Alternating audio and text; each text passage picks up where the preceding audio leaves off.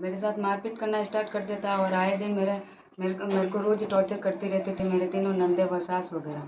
और फिर 22 मार्च 2023 को पता नहीं इन्होंने मेरे को 22 मार्च से पहले 10-15 दिन पहले मेरी सास और मेरी ननद एक मुसलमान के पास रहती थी और पता नहीं उनसे क्या करवा के मेरे को खिला पिला के मेरा दिमाग पूरा ख़राब कर दिया। और 22 तारीख को 11 बजे के बाद मेरा दिमाग काम करना बंद कर दिया।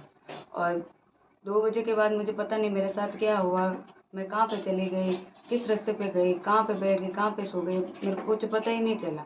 फिर बाद में सप्ताह भर के बाद मेरे को होश आया तो मैं एमजीएच हॉस्पिटल जोधपुर में एडमिट रही तो मेरे को पता चला कि मेरे दोनों पाँव कट गए।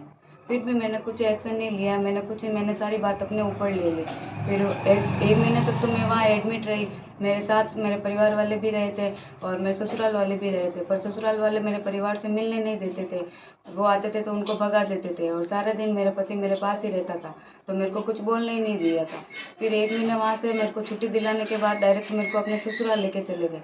और मेरे को ससुराल में जाने के बाद पहले मेरे को छुट्टी दिलाने से पहले मेरे को एक पागलों के डॉक्टर के पास लेके गए थे और उनसे मेरे पागल की सारी मेडिसिन वगैरह लिखवाई थी कि ये तो पागल है, ये कुछ नहीं करती है, दिमाग की सारी मेरे को गोले खिलवा दी थी। और फिर बाद में मेरे को डायरेक्ट ससुराल लेके चले गए थे।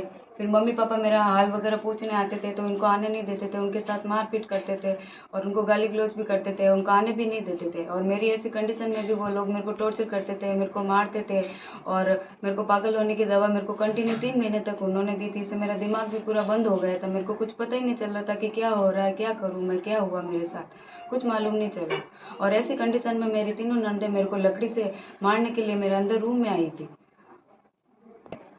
मेरे मम्मी पापा वहाँ मेरा हाल पूछने आते थे तो इन्होंने इन्होंने मतलब अपना पैतृक गांव है गुड़ा गांव, बगड़ी नगर साइड है, तो उन्होंने मेरे को वहाँ पत्थरों के नीचे जाके सुला दिया कि तेरे माँ बाप यहाँ रोज आते तेरे से मिलने के लिए, तो हम तेरे को यहाँ पे लेके आ गए।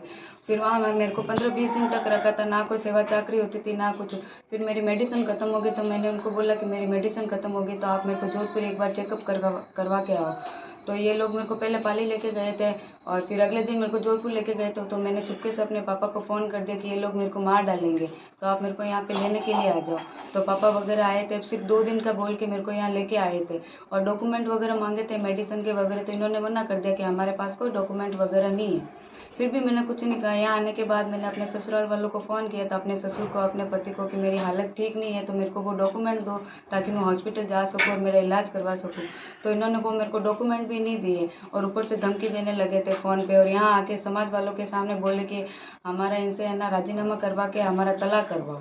और मेरी बुआ सास जो यहाँ पे ऐसी गंदी गंदी बातें फैला के गई थी कि ये हमसे 5 लाख रुपए लेके गए, बल्कि ये मेरी सास मेरी ननदे वगैरह मेरे को बोलती थी कि तेरे घर से 5 लाख रुपए लेके आ फिर इस घर में आना।